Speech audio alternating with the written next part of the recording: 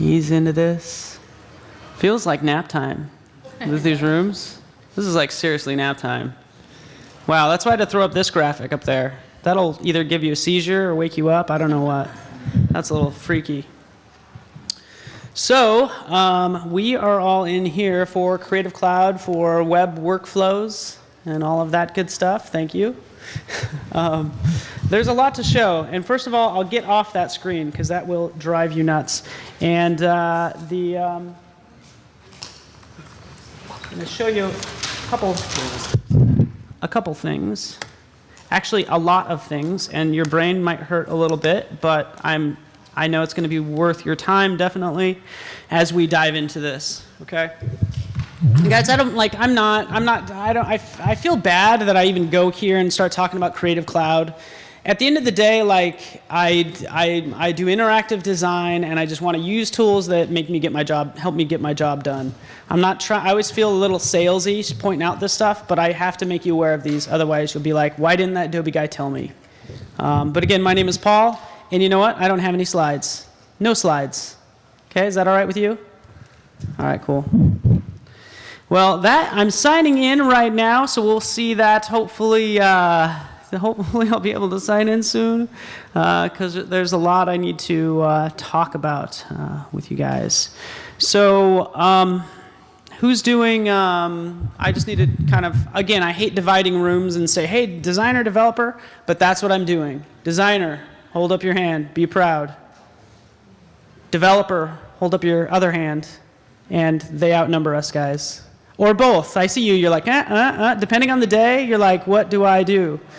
And that's what's really cool, again, about Creative Cloud. It's like, when I first got started out in design, I had to pick. It was like I had to pick Design Premium or Web Premium, and there was like Design Standard and all these boxes, and I couldn't get other apps, and I used to have to buy Macromedia, you know, that suite of tools, the Studio MX, right? I had to buy all these different things. And well, now with Creative Cloud, the idea behind it is like you get everything. And we've been throwing things into Creative Cloud, like new apps specifically for web developers and designers that are just huge, just make your life easier. They just make my life easier. Just do what you're good at, just do it. And they're not too overwhelming. Say, for instance, like Photoshop. Photoshop can be, I mean, it kind of, you know, kind of dominates the graphic industry, if I'm being honest, right? All right, so, and again, that is Creative Cloud. This is where I'll start out. I'll sign in. We'll see that happen very soon. But basically, Creative Cloud allows me and gives me access to everything. Okay, so I went in and I've installed all these various apps, and you'll start to see these Edge tools and services. You'll see Edge Code, Edge Inspect, Edge Animate. You guys, yeah, along those lines, all those tools, and then some. Okay, so I'm going to talk about each one of these. Dreamweaver has had multiple updates, and that's the thing. I used to be able to come to these conferences and be like, hey, check this out. We got this new thing. Bam. You got to be like, oh, it's so awesome. And I'm like, you got to wait a year before you get it. But now it's like, no, I turn around and it's like, you guys download it the same day I do, pretty much. So I still love my job, don't get me wrong. I just don't get to tease you with things anymore. And in tools that we know and love. Photoshop, for instance, huge. We had an update, guys. Check this out. So many things we do, so many things. Let's just take this design, for instance. Let's start out simple. So you guys should just be aware of this because it's hugely helpful. Here I have my design. Could be anything in Photoshop, any layer over here. You know, I can take anything in Photoshop, and quite frankly, I need to get the CSS of these various layers. I need to be able to create the CSS from these layers, okay? Even right over here. It's like, okay, that heading 2 layer, I'm going to turn that on and off. I just need to get the CSS for it. I don't have to write it from scratch or start with the JPEG that I continually refer to. I can right-click. Oh, look. Oh, that's kind of nice. Copy CSS. Bam, I can copy it. What about these other layers? We got an image layer. We have a shape layer. Layer effects on some of those. You know what? I'm going to just select that whole layer folder, that whole layer group, copy CSS of all of those layers. You know, go into the editor of my choice. Right, come in here, right click. Again, just some HTML there. Let's paste in the CSS. And then I can take the rest of the day off. That's what I'm doing. This is something we don't tell our bosses about. We just keep this to us. We make this happen, and we make them think that we're slaving over it. Okay? Now, obviously, you guys know how to write a lot of this, but this is a great place to start. It is pixel perfect, so you can see the width, the height, positioning, all that is going to be pixel perfect. It's not responsive, it's static. Okay? But again, a good place to start if I need to do that. And again, it'd be wrong if I didn't tell you about that. So, but what did that not show? And I just saved it out. I just copied the CSS, but I tricked you guys as well. Because you know what? There were already images in that particular folder. Okay, so I kind of tricked you. I already output these images. Okay, so don't hate me, but that's what I did. But it does bring up the point of extracting the images and image content from Photoshop. Like, how do I take this design, again, something more complex that I was showing next door. Again, this is cool. If you're with me next door, you kind of saw how this was created, and now we get to see it sort of in development mode. But I need to, output all of these graphics. So as I take a look right over here, like this logo, and there's a zillion different ways to output this logo. Okay, there's not really a zillion, but I could do a number of things. I can pretend like, I've been doing this for years. Let's get the slice tool. All right, let's just go ahead and chop that up, right? Who's done this, by the way? Maybe I'm the only one. But do you feel like I've been doing this forever, and maybe there's an easier way? Because even for that logo, I want it to be a ping file. Don't give me the background. I don't want it on that blue, because chances are I'll change my mind, or the client will. Okay, so you have to kind of isolate it and all this stuff. What about the background too? We have that background. So typically I'd jump in there, I'd select all, copy, file, new, paste, mash a bunch of keys together to get the save for web shortcut. And now I can output this. Okay? So I did like 4 steps just to isolate that particular file. But that's what you do. You go through and isolate. And you'd think there would be an easier way, and you would be right, right? Because, say, for this layer, this logo right here, what I can do right over here, and again, it has this white applied to it, but what I can do is just jump in and rename it .png, just like that. All right? So that's what I do, .png, scrolling down, that background large .jpg, okay, but that was huge. That's a big JPEG. I don't want it to be at 100%. Well, let's make it 40%, okay? Or even a shortcut of 4, all right?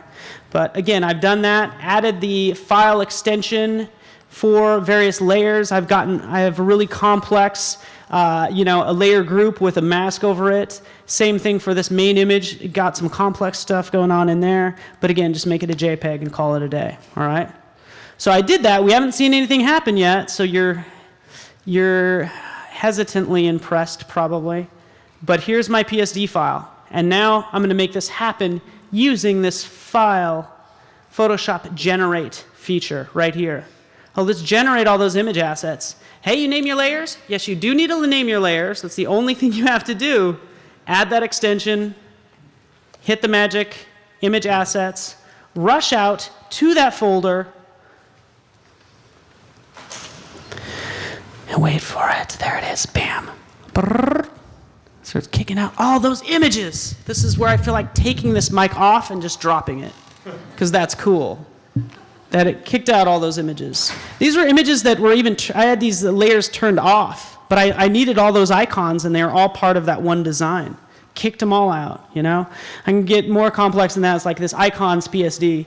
I took all these, I have to make 50 different icons for like iOS and Android and WebOS and all this stuff. So that's what I've done. It's like, okay, here's all these different versions. And what you can also do, check this out, again, another shortcut. Add to the layer name, icon 144, and for iOS, I need one that's half that size. So what do? I add that name, icon 72, and that's going to be 50% the original size, and it kicks it out, okay? So I can do that as well, generate image assets, it does its thing, and we'll create that content. Again, we're looking for icons, assets, bam, there they all are. Okay, cool. Oh, let me show you something else though. Check this out. Because I'm like, what if I, where is it? Like this main image, for instance. You know, maybe I want to change it. Because again, it's just how I roll. I can't leave well enough alone. I'd like to change that image. Going back in. There's my image. And I will just like, let's just edit, transform. Let's flip horizontal. So he's going to look the other way. I flipped it. What? Flipped it. He flipped. We have a live connection.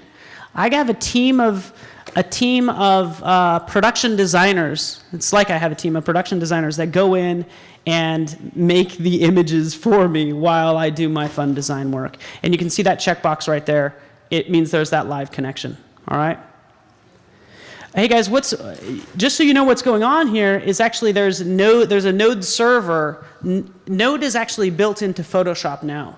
And we've actually opened up a piece of Photoshop, said, hey, you know what? Node is running in here. I can write my own extensions. Because that's what this live texture updater is. Okay, so a group of guys wrote their own extension, their own Node extension, I guess is what you'd call it, and to help their workflow. And I'll show you what that looks like. Again, they wrote that themselves. You would use extend script if you're curious. But because this is the scenario that they have. This right here, if I take a look, let's just click on this. I was playing with this earlier. You know, you're a game designer and you're making an HTML5 game. It's like, okay, I need to make sure this is seamed up. I need to make sure it's perfect and looks great. And I might not know until the developer comes back to me and says, hey, you know what, you screwed it up, okay? But what I can do with this extension, again, using Node, I can actually have that PSD open, and I can just, again, have that turned on, live texture updater, and I can change it to whatever I want, okay? And it actually updates live within the game. This is a simple example, but actually update live within the game. Okay, which lives on a server, basically. It's like lives on a server. It's pushing graphics out to that area. So, pretty cool what you can do there. You guys think that's pretty neat, or you just want a nap? No. Thank you. That's all I need. It's very cool. Thank you. All right, let's move on because it is really powerful. I won't get into the rest of it, but actually, no, I will in this case. So Photoshop kicked out some CSS that was pixel perfect. It's not going to move. You know, I kicked out the graphics and all that stuff, and I can start to put all that stuff together. But that CSS, again, is not flexible. So I'd actually probably want to use something like reflow. Has anybody heard of reflow just by a show of hands? Everybody has. So I don't need to really go over everything it can do, but the idea of having this web-based design surface, jumping in and creating what I want, in reflow, sort of creating that same design. And anytime I do something in reflow, like, you know, if I add an image or anything I do in here, it actually will write CSS. That's what's going on. Just jumping in here, just grab the background. There's my background. I could select these graphics, you know, like that. So there it is. I'm designing, and it's flexible. I can see me scale up and down, okay? I can scale this down and say, hey, you know what, this column's getting way too thin. Let's go ahead and add that breakpoint right here. Let's add that breakpoint. So watch my ruler, click. I've added that 600 pixels in roughly, okay? So I can tighten that up if I want to. And at this point, again, that defines that breakpoint. I can start to move content around and manipulate it accordingly. So this is now my tablet layout. I've added that media query, and you can see it go from desktop to tablet. And again, what happens as I select this box, click, it creates that CSS right down there. Okay? So most of you raised your hands when I said reflow, so hopefully we're all on the same page now. There's sessions on it and all that good stuff. But this is like quick hit, like everything. I want you to know about everything you need to know about as a developer. All right? Okay. You know what though, guys? Like, we typically don't want you to do things twice. I don't want to do things twice. I already did the darn design in Photoshop. I already did it. Come on. Can't you just make it happen? You know, can't you just make a reflow project from Photoshop? You would be right. Okay? So I can check out the images, assemble everything myself, create an edge reflow project, selecting that, and then it will generate it as I rush out to my folder. Wait for it, bam, there it is. 3, 2, 1, bam, there it is. There's my reflow file, and I can open it up. Okay? So I can design in Photoshop, create this reflow project, and here it is. Okay? And I need to tighten it up. What? It gets a little funky. It definitely gets a little funky. This is really my starting point, but I didn't have to draw out or create any of that stuff. It does it for me. Okay?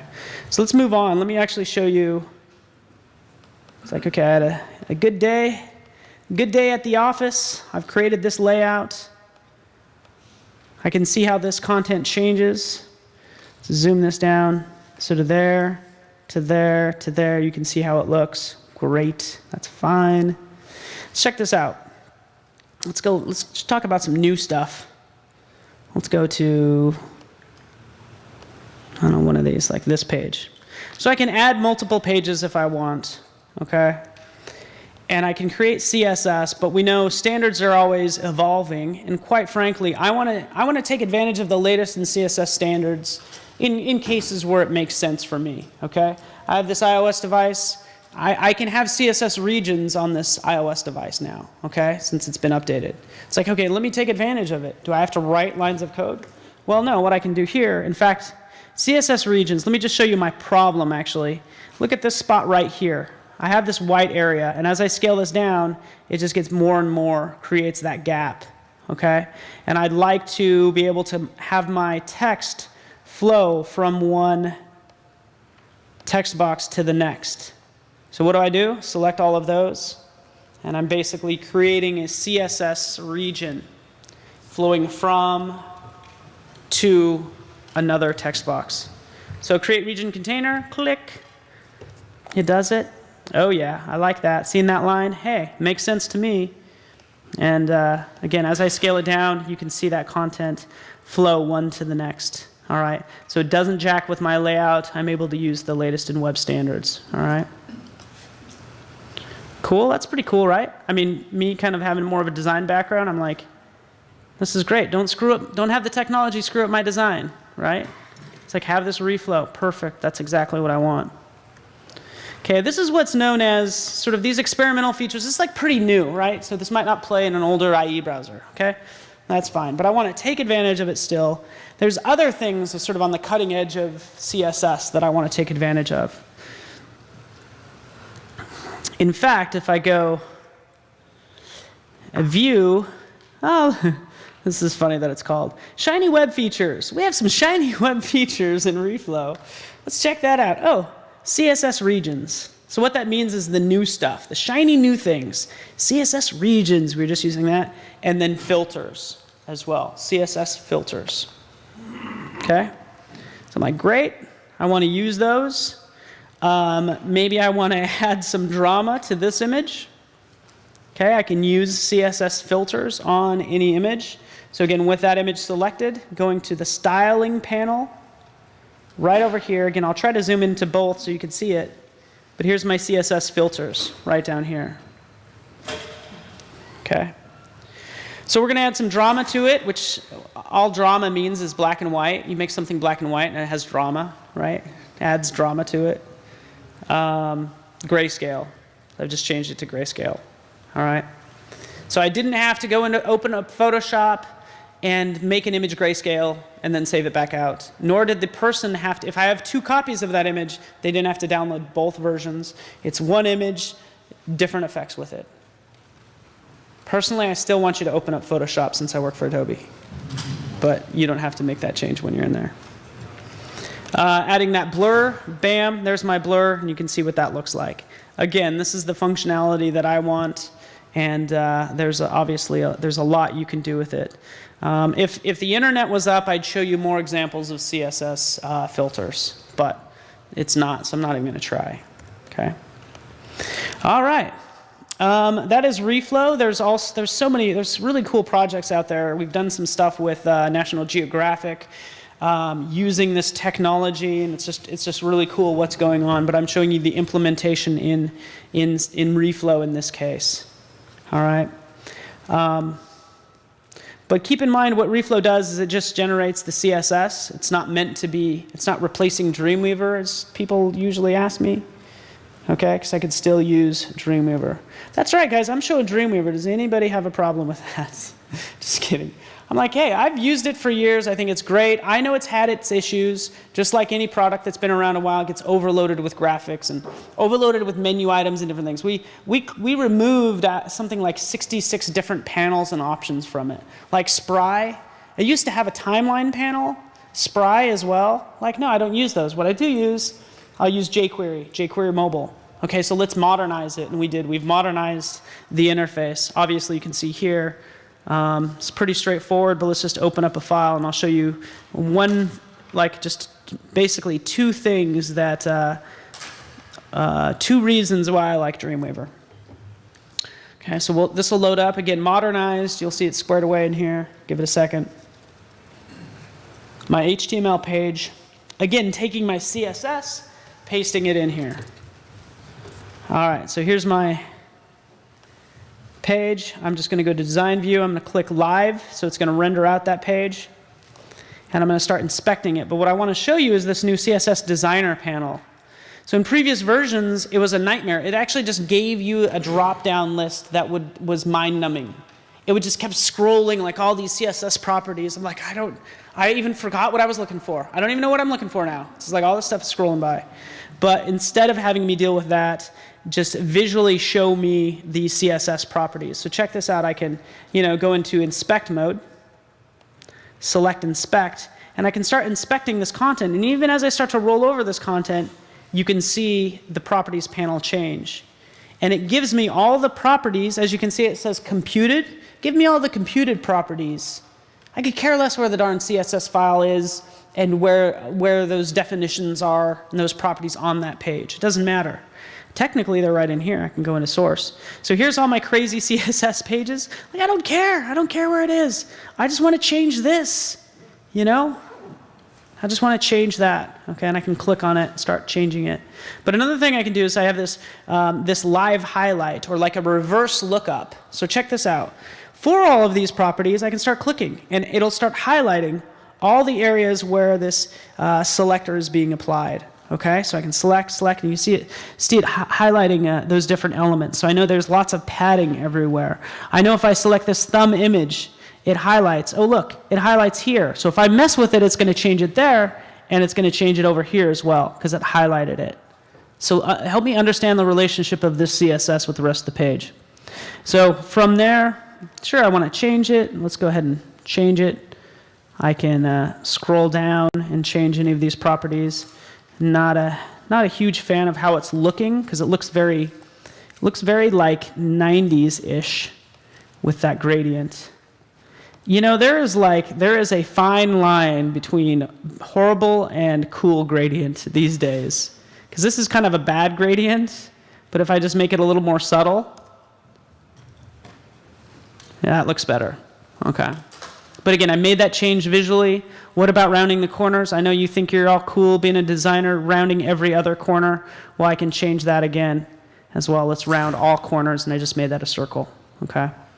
So CSS Designer Panel makes the visual things easy. I can apply that, be well on my way, preview it in a browser, and go from there. Okay. So that's what I'd want to do.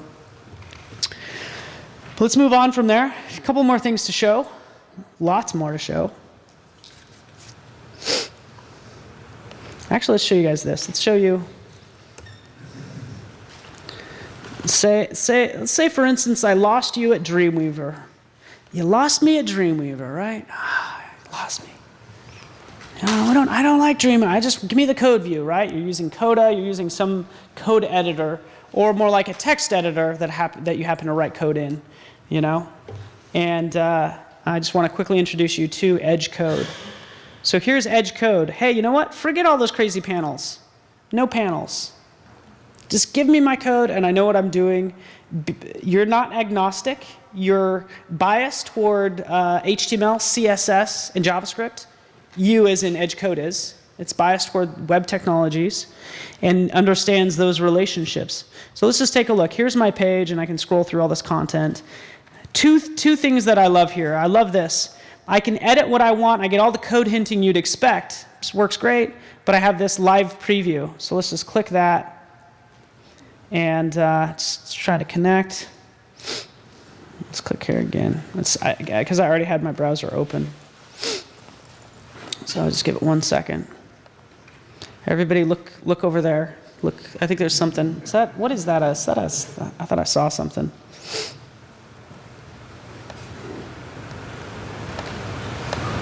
Okay, so let's let it load. My page, again, previewed in a browser when I want to. Let me continue to work on the code and edit accordingly. Okay, so I don't know why it's. I know it has to, download some fonts and different things, but other than that, it's kind of giving me a little bit of my computer and everything. All right, so you can see my content right in here, and again, this is responsive, and you can see all that, content change and all that stuff. Let's take this, as far as editing content, let's take a look, because, I can jump in and I can start highlighting things. So as I clicked on this H2 tag, look, it highlights it. It says, oh, story, you've highlighted this story. Why, yes, I did. Here's that entire paragraph. Oh, that image. Even as I roll over that path, just show me the image is what it does. So serve up the content I need when I need it, and don't show it when I don't need it. Okay, even for this featured, this CSS, like what CSS makes up that particular class? I could hunt for that CSS file, drill down to line 800 and something or other, or what I can do is I can do a Command E. When I do a Command E, it actually brings up that CSS within the context of me working. Okay? So you can see it highlight there. And oh yeah, well yeah, sure, float left or float right. Hey, why not? It changes it in the browser. So I can continue to work, the way I want to work. Let's take it back left. You can see how it makes those changes.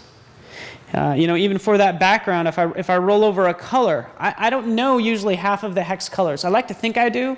Kind of know the pattern, but I'm not. It doesn't impress me when people know what those colors are. Really, I think it's kind of dorky. But here I can just roll over it and I get the color. Okay, so give me those pop-ups when I need it. And you can go further with that. In fact, let's just take a look if I do a Command E within that. Let's go to the style sheet actually, and find a. There's my color, Command E. Or let's try actually a hex color. But there you go. So I just did a Command E on a color, okay, in my CSS style sheet, and it brings that up. Same thing for, it's going to give me code hinting for fonts and drop downs for my fonts as well. Okay, so that's Edge code. We're not going to bloat it with panels or anything. It's like it's yours, basically. It is yours. It's built on brackets. Not only that, I can take it further. If you want to load it down with panels, sure, you can do that, because you can load it extensions with it as well. So clicking there, going, basically installing from a URL, I can browse extensions. Edge code is built upon brackets, which is the open source version. So you can download brackets from GitHub and not even tell us about it, okay? And then start to add your own extensions to brackets if you want to. But all in all, here's all my extensions. I won't install any of them because they're going to take too long, but I can install say, auto formatting or any PHP definitions there, or just all these different, debugging.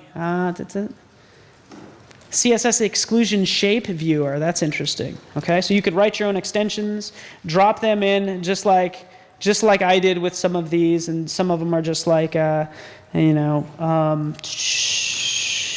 continuous compilation. Oh, that one actually has an error.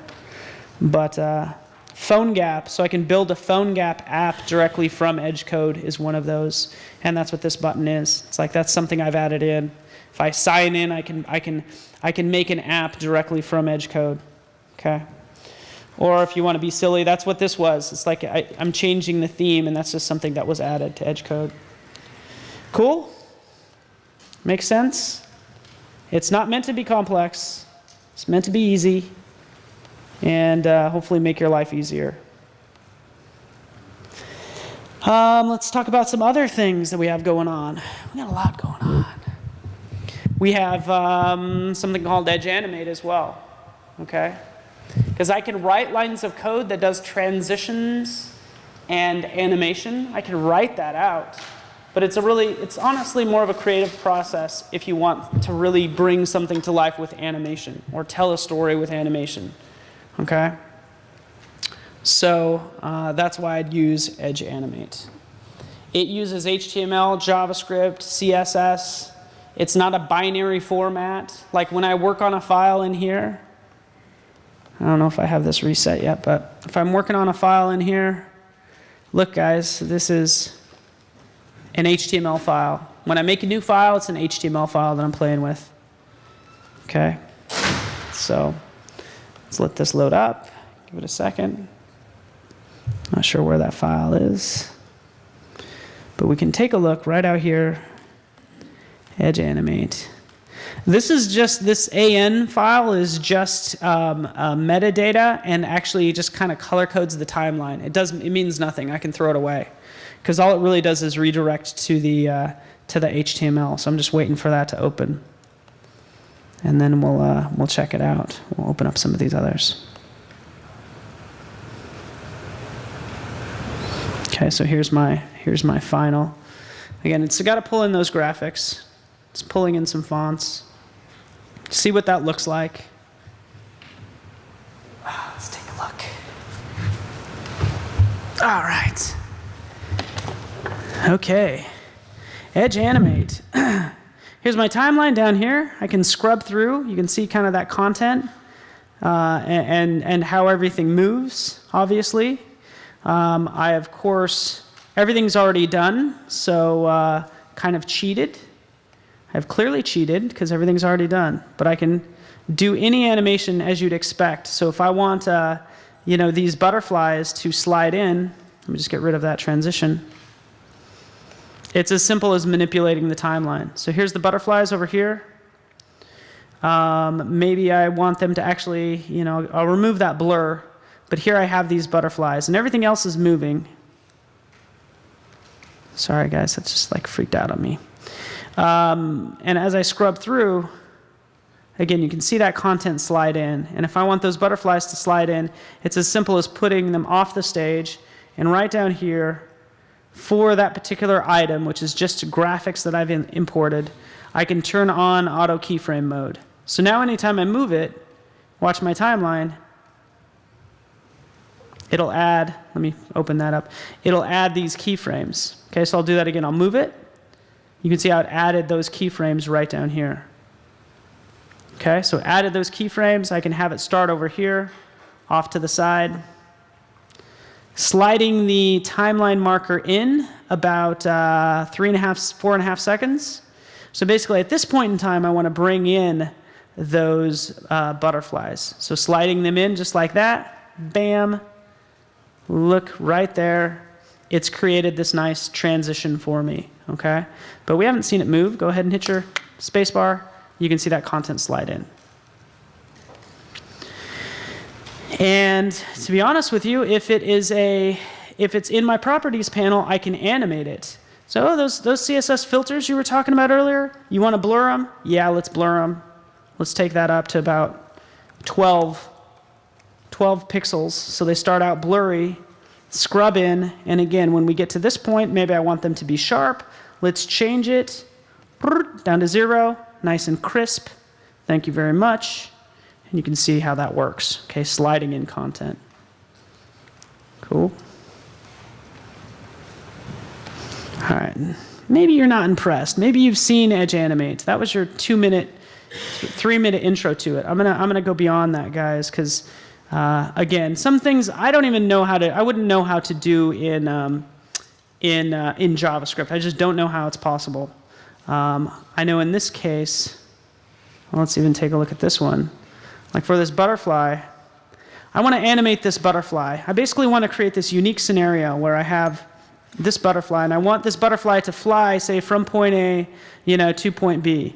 But we know butterflies don't fly that way. They don't fly linear, okay? At least not in Colorado, right? Where I'm from. But what I can do, I can come over here. Oh, look at that. Motion paths. In transition, let's change that to motion paths. Okay? It's also going to auto-orient it. Okay? So now when I move it, so it could start, again, right here. Point A, scrubbing in.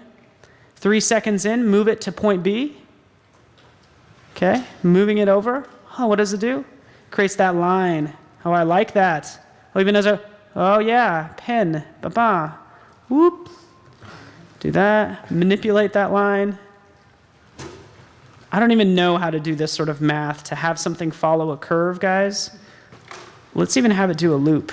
Let's see if we can get them to do a crazy loop, just for fun.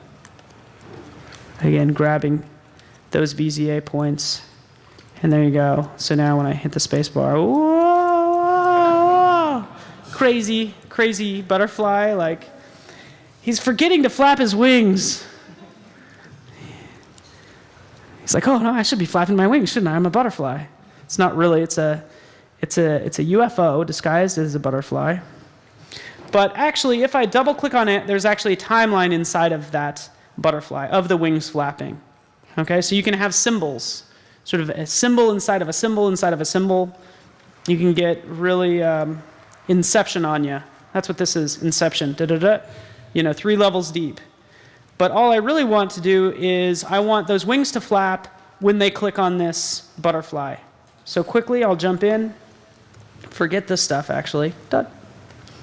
Any object on my stage I can select, and I can add functionality to it. So with it selected, I can go up here and open up the actions for it. So I'll click, bam, open up the actions, and here's all the functionality.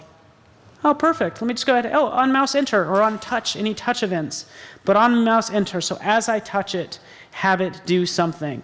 But what do I have it do? Well, scroll over, and you also have code snippets in here. Okay, so if I wanted to add a play, bam, I've just added that play right here. So you have code snippets available to you. You can start to write your own custom JavaScript, which is what this is. I said, hey, inside that butterfly where the wings are flapping, play that timeline too. So play the one of it moving, acting like a drunk butterfly, and then play the wings. So that's all I've done. That's all the scripting I'm going to do. And again, I'll just run it in a browser. Sorry about that. I have it show all, by the way. That's why it's showing all that stuff. But again, as I touch them, you can see them fly off. Whoa!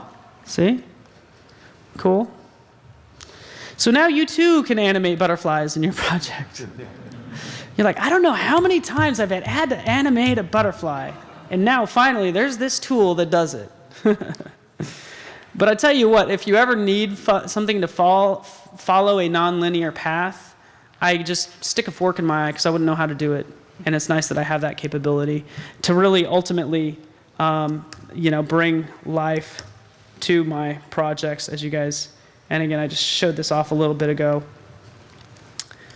Going from something that is, flat, that was typically maybe an image, and bringing it to life, again, visually. You can see it right there. That depth, it slides in, looks good. I get a little bit of a halo right there. I can fix that. I can clean that up. And again, the butterflies, as I touch them, you can see them fly away. See that one land on the... That's what I want. I want things to capture people's attention, to let them know what it's like to be outside. I vaguely recall what it's like to be outside. So I gotta create animations like this to refamiliarize myself with it. And then the Easter egg in here, and again, I showed this earlier, is they all attack him. Not only are they huge, you thought it was a perspective thing. No, they're just massive. It's like the size of my head. Look at the wings hitting him in the face. It's like, oh, geez, help us all. But again, that's sort of that is the compelling content that you can create with Edge Animate when you need it. So there's more things that I can also like hook up as we get into web development, things like that. I have 5 minutes and probably still won't be able to connect out here. That's okay. The last thing, and I don't think I'll have time to really get into, is being able to preview content on my device, okay? So I've created that. That was actually a responsive site. So if I shrink it down, you'll see that, oh, it looks like it'll fit on a phone. It looks great. Okay, I think it looks great. But I really need to test that on my phone. So rather than do changes, upload it to a server, and then check it on my phone, hopefully it doesn't get cached, I can actually view whatever's, I might have to, I can view whatever's in, say, in Reflow or even in my browser, by the way, using something called Edge Inspect. So I'll launch Edge Inspect. It's more or less just a headless little app that's going to launch right up here. And again, I'm not sure. There's Inspect. I basically, okay, perfect. You sign in. I didn't mean to sign out. But Edge Inspect allows me to preview content that might be in a browser, such as, say Creative Cloud, wherever this content might be. But look, I have it running right here. It's an extension. Edge Inspect, bam. Oh, I'm signed in over here, done. Oh, I go to my device. I have the Edge Inspect app running on my device. So I launch Edge Inspect, to make sure I'm signed in. I have to connect to the same Wi-Fi. And once I do that, again, I won't go through this process, guys, because I'm running out of time. If you guys do want to see it, say after this session, I'll show you, because you're not going to be able to see this on my phone anyway. But basically, I sign in, you'll actually be able to see that content on your device. Could be my iPhone, could be my iPad. There's more that it does. I can do screen captures and pull down screen captures from what was on my device. I can debug, actually. I can start to using Winery, which does remote inspection. I can start to click through some of that, JavaScript or CSS, manipulate it, and it would change on my device. But the key thing here is I didn't have to upload it anywhere or worry about any caching issues. Okay. So again, definitely really powerful. I'm sure there's like 50 things that I forgot, but I gotta keep my professional edge over you guys. So that's why I guess I'm not telling you. Plus, we don't have time. Any questions? Since we got a smaller, yeah. Yeah, everything I'm showing is already available, and yeah, you could have ran through all this today because you have it with you today. The thing is this stuff's moving so fast, like Reflow, there's so many updates, and with Dreamweaver, there's been so many updates, so it's hard to keep up, but as soon as I get something, they give it to you guys, Yeah. Is that a browser extension, or is that part of the Creative Cloud download? This is just a browser extension, is all it is. So if I go to Creative, like if I signed into Creative Cloud, you'd see something, hey, Edge Inspect. This is probably the trickiest thing, but basically you're signed in, which I'm not, but you'd sign in, you'd have the extension running if you want to preview anything, even somebody else's content. Okay. Which is cool. Yeah. And again, it's free, you can have at it, and it's not going to expire even. Like you don't need to be part of Creative Cloud. I don't know if I should say that, but you don't need to be a Creative Cloud member to use, Inspect, Reflow, Edge Code. If it says Preview as part of the name, then it's free for you and it's not going to expire. In Edge Animate, what does it export? It does JavaScript. It does a lot of JavaScript. Yeah, that's where that's. And I can optimize it as well, because when I initially publish it, it's really easy to read. I can read the DOM. You can optimize it, eliminate the white space, put the framework on a CDN or access it from a CDN. Awesome. Thanks. Yeah, we'll do one more. Yeah. Yeah, for the Adobe Edge Inspect, what's the rendering engine that it uses? It uses WebKit on the device. So it's just basically a browser.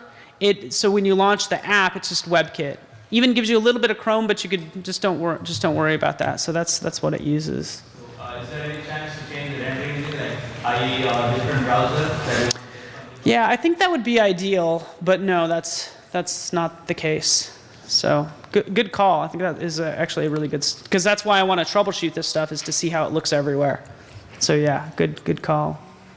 All right, guys, I want to be respectful of your time, so I'll let you go. And thank you so much. I'll put my info up here.